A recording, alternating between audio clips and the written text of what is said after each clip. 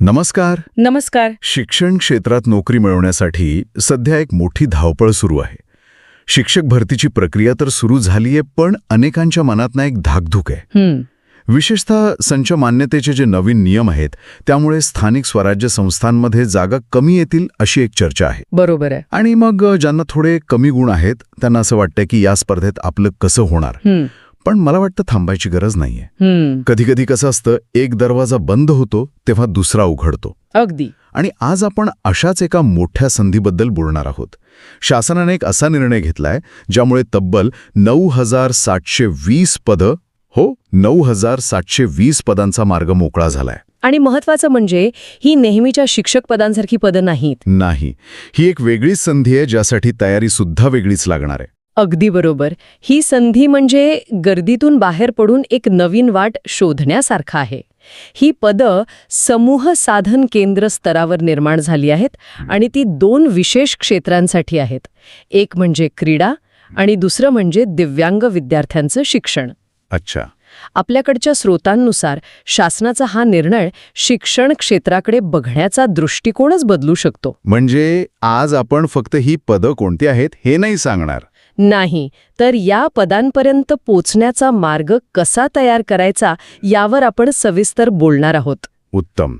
चला तर मग या नव्या संधीच्या गभीरेत जाऊन पाहूया की यात उमेदवारांसाठी नक्की काय दडलंय. तर सुरुवातीला मूळ मुद्दा समजून घेऊया. हा जो नवीन शासन निर्णय आहे, जो 2 जानेवारी 2026 रोजी आला, हो, तो नेमकं काय सांगतो? या 9,720 पदांचं गणित काय आहे? हे गणित आहे ना, खूप सरळ आणि महत्वाचं आहे. राज्यात जवळपास 4,860 समूह साधन केंद्रे आहेत, ज्यांना आपण क्लस्टर रिसोर्स सेंटर्स किंवा CRC म्हणतो. अगदी सोप्या भाषेत सांगायचं तर हे केंद्र म्हणजे काही शाळांच्या गटासाठी एक मध्यवर्ती सपोर्ट सिस्टम म्हणून काम करतं.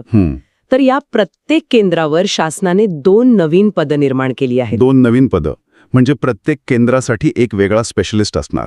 अगदी बरोबर. पहिलं पद आहे केंद्रस्तरीय विशेष शिक्षक म्हणजे क्रीडा, आणि दुसरं पद आहे केंद्रस्तरीय विशेष शिक्षक दिव्यांग विद्यार्थी अध्यापन. अच्छा. म्हणजे प्रत्येक 4,860 केंद्रांवर एक क्रीडा शिक्षक आणि एक विशेष गरजा असलेल्या विद्यार्थ्यांसाठीचा शिक्षक. म्हणजे 4,860 अधिक 4,860 झाले की नाही एकूण 9,720 पदं. वाह. म्हणजे हे शिक्षक एका शाळेपुरते मर्यादित राहणार नाहीत, नाही तर एका क्लस्टरमधल्या सगळ्या शाळांना मार्गदर्शन करतील. ही तर खूप मोठी आणि वेगळी जबाबदारी झाली. हो, नक्कीच. पण एक प्रश्न आहे, ही नवीन पदं आहेत, मग भरती प्रक्रियात पारदर्शकता कशी राखली जाईल? आपल्या स्रोतांमध्ये बिंदूनामावली किंवा रोस्टरचा उल्लेख आहे. त्याचा नेमका अर्थ काय होतो? खूप चांगला प्रश्न आहे. बिंदू नामावली म्हणजे आरक्षणाचे जे नियम आहेत ते लागू करण्यासाठी तयार केलेली एक क्रमवारी. ओके. या पदांसाठी जुन्या गुंतागुंतीच्या यादीत भर न घालता जिल्हा परिषद स्तरावर एक स्वतंत्र नवीन रोस्टर तयार केलं जाईल. अच्छा, म्हणजे सगळं नव्यानं. हो, अगदी. याचा फायदा असा की सुरुवातीपासूनच आरक्षणाचे नियम स्पष्टपणे आणि अचूकपणे लागू होतील. कोणतीही गडबड किंवा गोंधळ टाळण्यासाठी ही एक स्वच्छ सुरुवात आहे. म्हणजे यामुळे संपूर्ण भरती प्रक्रिया अधिक पारदर्शक होते. बरोबर. हो, अगदी. म्हणजे ही एक अतिशय विचारपूर्वक केलेली रचना दिसतीये. आता आपण या पदांसाठी पात्र कसं व्हायचं याकडे वळूया. पहिला मार्ग आहे क्रीडा शिक्षकांसाठी, ज्यासाठी BPED ही पदवी लागते. तर या कोर्समध्ये प्रवेश मिळवणं किती आव्हानात्मक आहे? BPED म्हणजे शारीरिक शिक्षणातील पदवी. हा 2 वर्षांचा कोर्स आहे. यासाठी महाराष्ट्र CET सेल एक प्रवेश परीक्षा घेते. पण इथे एक वेगळेपण आहे. काय वेगळेपण आहे? ही परीक्षा फक्त लेखी नाही, तर यात शारीरिक क्षमतेची चाचणी सुद्धा असते आणि दोन्हीला समान महत्त्व आहे. अच्छा, म्हणजे बुद्धी आणि ताकद या दोन्हींचा कस लागतो.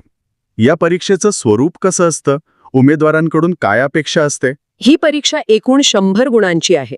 त्यात 50 गुण ऑनलाईन लेखी परीक्षेसाठी आणि उरलेले 50 गुण मैदानी चाचणीसाठी आहेत. लेखी परीक्षेत सामान्य ज्ञान, मानसिक क्षमता आणि शिक्षक म्हणून तुमची मानसिकता आणि खेळाबद्दलचं ज्ञान, हो, ते तपासलं जातं. आणि यात निगेटिव्ह मार्किंग नाही, त्यामुळे उमेदवार मोकळेपणाने उत्तरं देऊ शकतात. आणि मैदानी चाचणी, त्यात नक्की काय पाहिलं जातं? म्हणजे फक्त धावण्याची शर्यत असते की अजून काही? नाही, तसं नाही. ही चाचणी खूप व्यापक असते. इथे उमेदवाराची सर्वांगीण शारीरिक क्षमता तपासली जाते.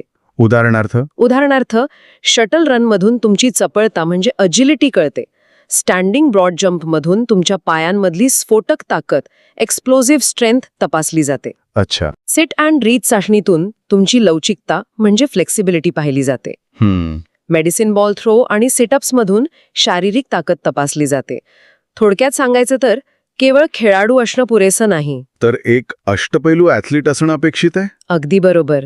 हे खूपच रंजक आहे. याचा अर्थ सरकारला आता केवळ पीटी शिक्षक नकोत, नाही, तर असे तज्ज्ञ हवे आहेत जे विद्यार्थ्यांमधील खेळाची आवड आणि कौशल्य शास्त्रीय पद्धतीने वाढवू शकतील. बरोबर. यासाठी पात्रतेचे निकष काय आहेत? कोणीही पदवीधर अर्ज करू शकतो का? इथेच खरी गंमत आहे. कोणत्याही शाखेतील पदवीधर ज्यांना किमान 50% गुण आहेत आणि मागासवर्गीयांसाठी 45%, ते अर्ज करू शकतात. आणि अर्ज साधारणपणे कधी करायचा असतो? साधारणपणे अर्ज प्रक्रिया जानेवारी-फेब्रुवारी महिन्यात सुरू होते आणि परीक्षा एप्रिलच्या आसपास होतात. तारखा दरवर्षी थोड्या बदलू शकतात, त्यामुळे उमेदवारांनी cet.mahacet.org या अधिकृत वेबसाईटवर लक्ष ठेवणं महत्वाचं आहे, पण तयारी मात्र आत्तापासूनच सुरू करायला हवी. हो, कारण मैदानी चाचणीसाठी सराव आवश्यक आहे. नक्कीच. तर क्रीडा क्षेत्रात करिअर करू इच्छिणाऱ्यांसाठी हा एक स्पष्ट आणि रोमांचक मार्ग झाला. आता आपण दुसऱ्या तितक्याच महत्वाच्या संधीकडे वळूया. हो. दिव्यांग विद्यार्थ्यांसाठीच्या विशेष शिक्षकांच्या 4860 पलं या पदांसाठी बीएड स्पेशल हा कोर्स आवश्यक आहे. याबद्दल सविस्तर सांगा. हो, हा दुसरा मार्ग म्हणजे सर्वसमावेशक शिक्षणाच्या म्हणजे इन्क्लुझिव्ह एज्युकेशनच्या दिशेने उचललेलं एक मोठं पाऊल आहे. बीएड स्पेशल हा कोर्स सामान्य बीएडपेक्षा वेगळा आहे. हा खास दिव्यांग विद्यार्थ्यांना समजून घेऊन त्यांना शिकवण्यासाठी तयार केलेला आहे. अच्छा. आणि याची प्रवेश परीक्षा सामान्य बीएड सीईटी सोबतच होते. फक्त अर्ज भरताना विशेष शिक्षण हा पर्याय काळजीपूर्वक निवडावा लागतो. पण विशेष शिक्षण म्हणजे नेमकं काय? यात काय शिकवलं जातं आणि या पदासाठी उमेदवारांमध्ये कोणत्या गुणांची अपेक्षा असते? कारण इथे फक्त शिकवणं नाही, तर विद्यार्थ्याला समजून घेणं जास्त महत्वाचं असेल, नाही का? अगदी बरोबर. विशेष शिक्षण हे खूप व्यापक क्षेत्र आहे. यात वेगवेगळ्या प्रकारच्या दिव्यांगांसाठी शिकवण्याच्या पद्धती असतात. जसं की अंधत्व किंवा कमी दृष्टी असलेल्या विद्यार्थ्यांसाठी ब्रेल लिपीचा वापर, कर्णबधिर विद्यार्थ्यांसाठी सांकेतिक भाषेचा म्हणजे साइन लँग्वेजचा वापर. ओके. किंवा अध्ययन अक्षमता म्हणजे लर्निंग डिसॅबिलिटीज असलेल्या विद्यार्थ्यांना शिकवण्याच्या खास पद्धती. या कोर्समध्ये केवळ अभ्यासक्रम नाही, तर मानसशास्त्र, समुपदेशन आणि प्रचंड संयम शिकवला जातो. म्हणजे ही नोकरी केवळ ज्ञानाची नाही, तर करुणेची आणि संयमाची सुद्धा आहे. हो, नक्कीच. या कोर्ससाठी पात्रता काय आहे? ती सामान्य बीएड सारखीच आहे का? हो, पात्रता बऱ्यापैकी सारखीच आहे. विज्ञान, वाणिज्य किंवा कला शाखेतील पदवीधर ज्यांना खुल्या प्रवर्गात 50% आणि मागासवर्गीय प्रवर्गात 45% गुण आहेत, ते पात्र आहेत. आणि इंजिनिअरिंगचे विद्यार्थी? अभियांत्रिकीच्या विद्यार्थ्यांसाठी 55% गुणांची अट आहे. परीक्षेचं स्वरूप 100 गुणांचं असून वेळ 90 मिनिटांचा असतो. आणि निगेटिव्ह मार्किंग? नाही, यातही निगेटिव्ह मार्किंग नसते. या दोन्ही संधींबद्दल ऐकून एक गोष्ट स्पष्ट होतीये. शासन आता शिक्षणाच्या गुणवत्तेवर आणि विस्तारावर लक्ष केंद्रित करतंय. बरोबर. ज्या उमेदवारांना वाटत होतं की पारंपरिक शिक्षक भरतीत आपले गुण कमी पडतील, त्यांच्यासाठी हे दोन मार्ग म्हणजे एक प्रकारे एक स्ट्रॅटेजिक मूव्ह ठरू शकतात. तुम्ही एकदम अचूक शब्द वापरला, स्ट्रॅटेजिक मूव्ह. विचार करा, सामान्य शिक्षक भरतीत स्पर्धा प्रचंड आहे आणि यशाची खात्री कमी. पण इथे स्पर्धा वेगळ्या प्रकारची आहे. बीपीएडसाठी तुमची शारीरिक क्षमता महत्वाची ठरते, तर बीएड स्पेशलसाठी तुमची सहानुभूती आणि विशेष कौशल्य. म्हणजे तुम्ही तुमच्या शक्तींचा वापर करून स्पर्धेचं मैदानच बदलू शकता. अगदी. आणि या पदांचं स्वरूपही वेगळं आहे. तुम्ही एका शाळेत अडकून राहत नाही. तुम्ही क्लस्टरचे रिसोर्स पर्सन बनता. हो, तुमच्याकडे एकापेक्षा जास्त शाळांची जबाबदारी येते. तुम्हाला नवीन आव्हानं मिळतात, नवीन प्रयोग करण्याची संधी मिळते. हे काम अधिक डायनॅमिक आणि समाधान देणारं ठरू शकतं. या सगळ्या माहितीचा विचार केल्यावर उमेदवारांसाठी तुमचा काय सल्ला असेल? त्यांनी याकडे कसं पाहावं? माझं म्हणणं आहे की याकडे केवळ पर्यायी नोकरी म्हणून पाहू नका. मग याकडे विशेष संधी म्हणून पहा. हे क्षेत्र भविष्यात खूप वाढणार आहे. राष्ट्रीय शैक्षणिक धोरणातही क्रीडा आणि सर्वसमावेशक शिक्षणावर खूप भर दिला आहे. खरंय. त्यामुळे या पदांना भविष्यात अधिक महत्त्व मिळेल.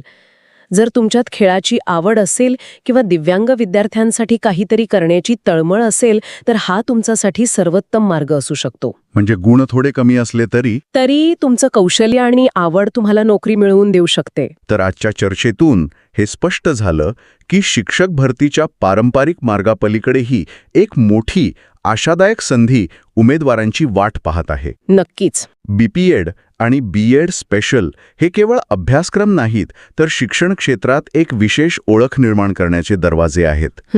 आणि तब्बल 9,720 पदं ही काही छोटी गोष्ट नाही. जाता जाता एक विचार मनात येतोय. आज आपण क्रीडा आणि विशेष शिक्षणाच्या पदांबद्दल बोललो. हो. हे शिक्षण व्यवस्थेतील बदलाचं एक मोठं लक्षण आहे. यामुळे केवळ नोकरीच्या संधीच नाहीत, तर शाळांमधलं वातावरणही बदलेल. अगदी. माझा प्रश्न असा आहे की यानंतर शिक्षण क्षेत्रात आणखी कोणत्या विशेष भूमिकांची गरज भासू शकेल? चांगला मुद्दा आहे. जसं की विद्यार्थ्यांच्या मानसिक आरोग्यासाठी स्कूल काउन्सिलर किंवा भविष्यातील करिअरसाठी मार्गदर्शक. या बदलाच्या पुढच्या लाटेसाठी आपण तयार आहोत का? याचा विचार नक्की करा.